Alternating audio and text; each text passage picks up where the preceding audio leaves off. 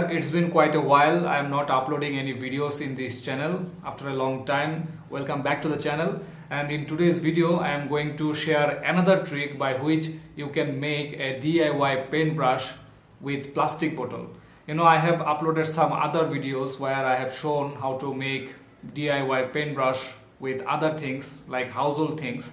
So if you want to check those videos, please click the link in the description, or I will also share it in the I button.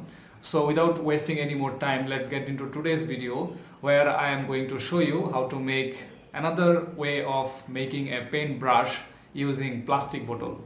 So without wasting any more time, let's get started.